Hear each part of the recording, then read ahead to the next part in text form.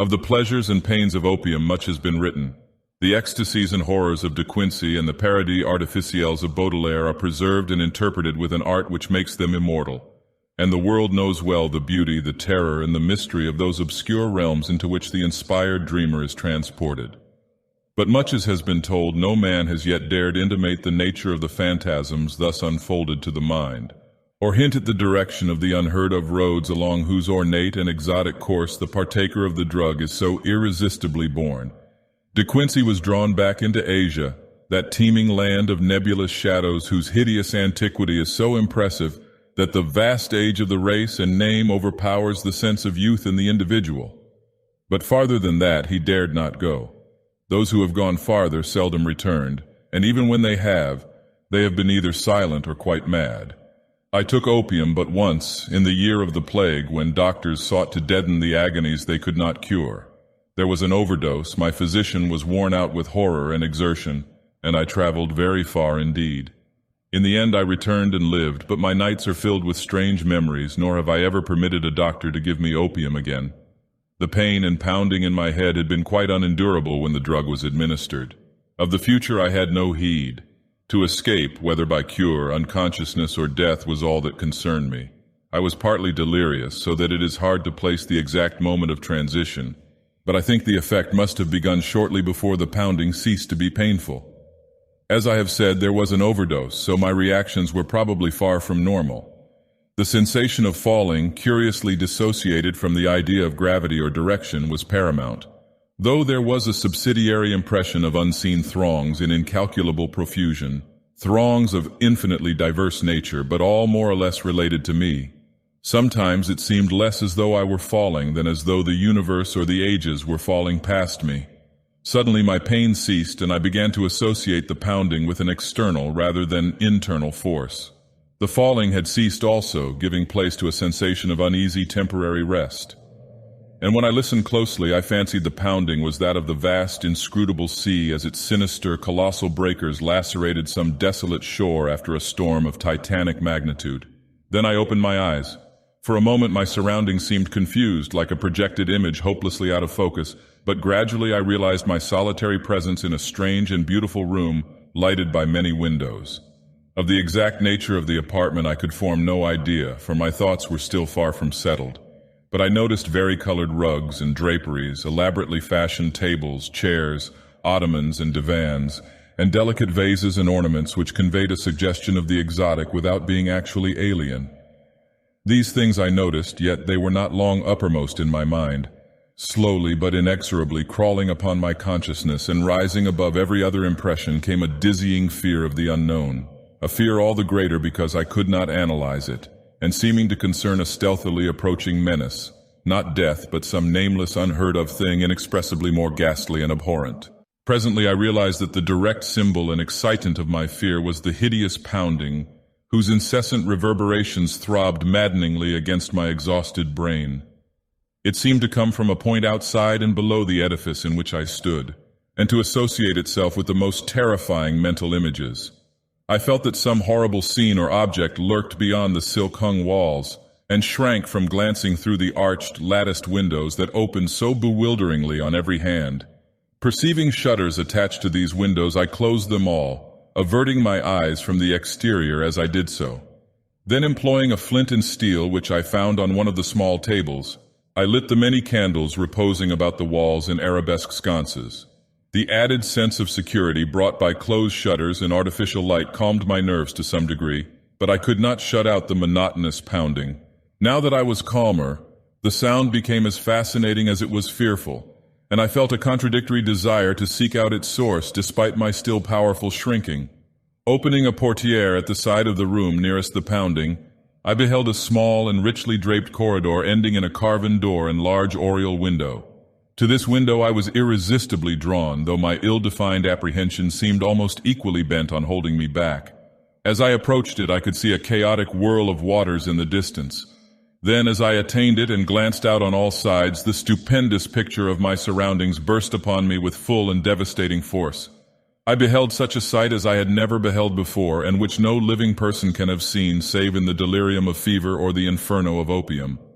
The building stood on a narrow point of land, or what was now a narrow point of land, fully 300 feet above what must lately have been a seething vortex of mad waters. On either side of the house there fell a newly washed-out precipice of red earth, whilst ahead of me the hideous waves were still rolling in frightfully, eating away the land with ghastly monotony and deliberation. Out a mile or more there rose and fell menacing breakers at least 50 feet in height, and on the far horizon ghoulish black clouds of grotesque contour were resting and brooding like unwholesome vultures. The waves were dark and purplish, almost black, and clutched at the yielding red mud of the bank as if with uncouth, greedy hands. I could not but feel that some noxious marine mind had declared a war of extermination upon all the solid ground, perhaps abetted by the angry sky. Recovering at length from the stupor into which this unnatural spectacle had thrown me, I realized that my actual physical danger was acute. Even whilst I gazed, the bank had lost many feet, and it could not be long before the house would fall undermined into the awful pit of lashing waves. Accordingly, I hastened to the opposite side of the edifice, and finding a door, emerged at once, locking it after me with a curious key which had hung inside. I now beheld more of the strange region about me and marked a singular division which seemed to exist in the hostile ocean and firmament. On each side of the jutting promontory different conditions held sway. At my left as I faced inland was a gently heaving sea with great green waves rolling peacefully in under a brightly shining sun. Something about that sun's nature and position made me shudder, but I could not then tell and cannot tell now what it was.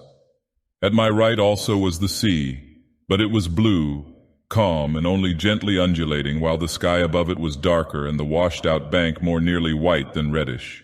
I now turned my attention to the land and found occasion for fresh surprise, for the vegetation resembled nothing I had ever seen or read about. It was apparently tropical, or at least subtropical, a conclusion borne out by the intense heat of the air. Sometimes I thought I could trace strange analogies with the flora of my native land, fancying that the well-known plants and shrubs might assume such forms under a radical change of climate, but the gigantic and omnipresent palm trees were plainly foreign.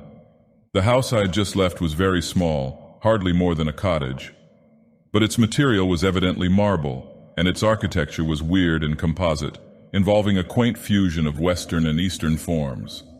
At the corners were Corinthian columns, but the red tile roof was like that of a Chinese pagoda. From the door inland there stretched a path of singularly white sand about 4 feet wide, and lined on either side with stately palms and unidentifiable flowering shrubs and plants. It lay toward the side of the promontory where the sea was blue and the bank rather whitish. Down this path I felt impelled to flee, as if pursued by some malignant spirit from the pounding ocean. At first it was slightly uphill, then I reached a gentle crest.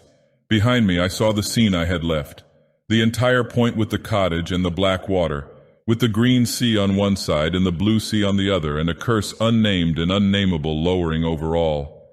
I never saw it again, and often wonder. After this last look I strode ahead and surveyed the inland panorama before me. The path, as I have intimated, ran along the right-hand shore as one went inland. Ahead and to the left I now viewed a magnificent valley comprising thousands of acres and covered with a swaying growth of tropical grass higher than my head. Almost at the limit of vision was a colossal palm tree which seemed to fascinate and beckon me. By this time wonder and escape from the imperiled peninsula had largely dissipated my fear, but as I paused and sank fatigued to the path, idly digging with my hands into the warm whitish-golden sand, a new and acute sense of danger seized me. Some terror in the swishing tall grass seemed added to that of the diabolically pounding sea, and I started up crying aloud and disjointedly, "Tiger! Tiger! Is it tiger? Beast! Beast! Is it a beast that I am afraid of?" My mind wandered back to an ancient and classical story of tigers which I had read. I strove to recall the author, but had difficulty. Then in the midst of my fear I remembered that the tale was by Rudyard Kipling, nor did the grotesqueness of deeming him an ancient author occur to me. I wished for the volume containing this story and had almost started back toward the doomed cottage to procure it, when my better sense and the lure of the palm prevented me. Whether or not I could have resisted the backward beckoning without the counter-fascination of the vast palm tree, I do not know. This attraction was now dominant, and I left the path and crawled on hands and knees down the valley's slope despite my fear of the grass and of the serpents it might contain. I resolved to fight for life and reason as long as possible against all menaces of sea or land, though I sometimes feared defeat as the maddening swish of the uncanny grasses joined the still audible and irritating pounding of the distant breakers. I would frequently pause and put my hands to my ears for relief, but could never quite shut out the detestable sound. It was, as it seemed to me, only after ages that I finally dragged myself to the beckoning palm tree and lay quiet beneath its protecting shade.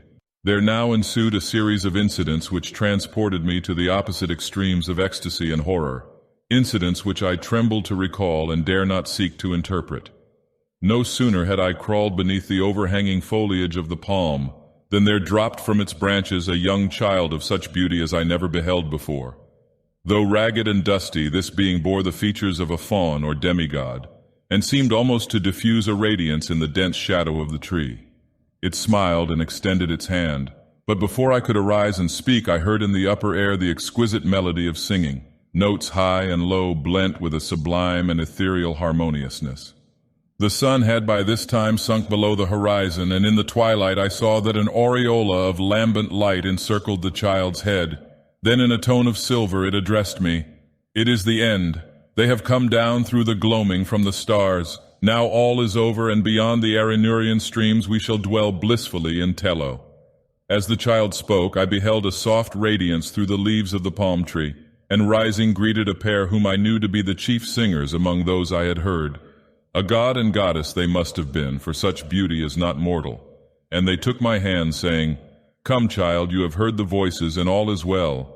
In Tello, beyond the Milky Way and the Arinurian streams, are cities all of amber and chalcedony, and upon their domes of many facets glisten the images of strange and beautiful stars. Under the ivory bridges of Tello flow rivers of liquid gold bearing pleasure barges bound for blossomy Cytharion of the seven suns. And in Tello and Cytharion abide only youth, beauty, and pleasure, nor are any sounds heard save of laughter, song, and the lute. Only the gods dwell in Tello of the golden rivers, but among them shalt thou dwell." As I listened, enchanted, I suddenly became aware of a change in my surroundings. The palm tree, so lately overshadowing my exhausted form, was now some distance to my left and considerably below me. I was obviously floating in the atmosphere, companioned not only by the strange child and the radiant pair, but by a constantly increasing throng of half-luminous vine-crowned youths and maidens, with wind-blown hair and joyful countenance. We slowly ascended together as if borne on a fragrant breeze which blew not from the earth but from the golden nebulae, and the child whispered in my ear that I must look always upward to the pathways of light, and never backward to the sphere I had just left. The youths and maidens now chaunted mellifluous choriambics to the accompaniment of lutes, and I felt enveloped in a peace and happiness more profound than any I had in life imagined, when the intrusion of a single sound altered my destiny and shattered my soul. Through the ravishing strains of the singers and the lutanists, as if in mocking demoniac concord, throbbed from gulfs below the damnable, the detestable pounding of that hideous ocean. And as those black breakers beat their message into my ears, I forgot the words of the child and looked back, down upon the doomed scene from which I thought I had escaped. Down through the ether I saw the accursed earth turning, ever turning, with angry and tempestuous seas gnawing at wild, desolate shores and dashing foam against the tottering towers of deserted cities. And under a ghastly moon there gleamed sights I can never describe, sights I can never forget. Deserts of corpse-like clay and jungles of ruin and decadence where once stretched the populous plains and villages of my native land, and maelstroms of frothing ocean where once rose the mighty temples of my forefathers. Around the northern pole steamed a morass of noisome growths and miasmal vapors, hissing before the onslaught of the ever-mounting waves that curled and fretted from the shuddering deep. Then a rending report clave the night, and athwart the desert of deserts appeared a smoking rift. Still the black ocean foamed and gnawed, eating away the desert on either side as the rift in the center widened and widened. There was now no land left but the desert, and still the fuming ocean ate and ate. All at once I thought even the pounding sea seemed afraid of something, afraid of dark gods of the inner earth that are greater than the evil god of waters.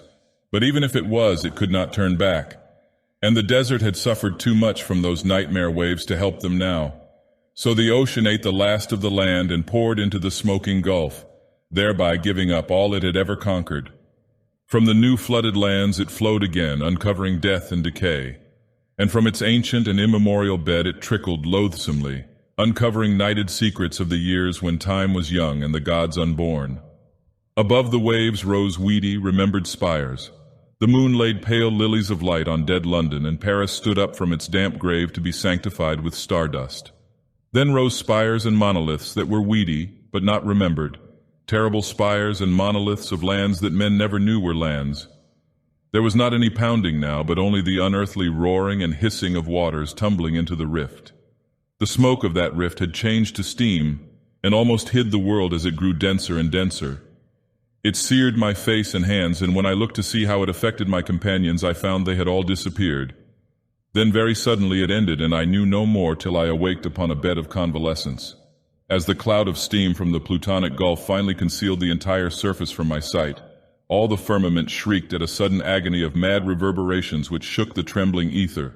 In one delirious flash and burst it happened, one blinding, deafening holocaust of fire, smoke, and thunder that dissolved the wan moon as it sped outward to the void. And when the smoke cleared away and I sought to look upon the earth, I beheld against the background of cold, humorous stars only the dying sun and the pale, mournful planets searching for their sister.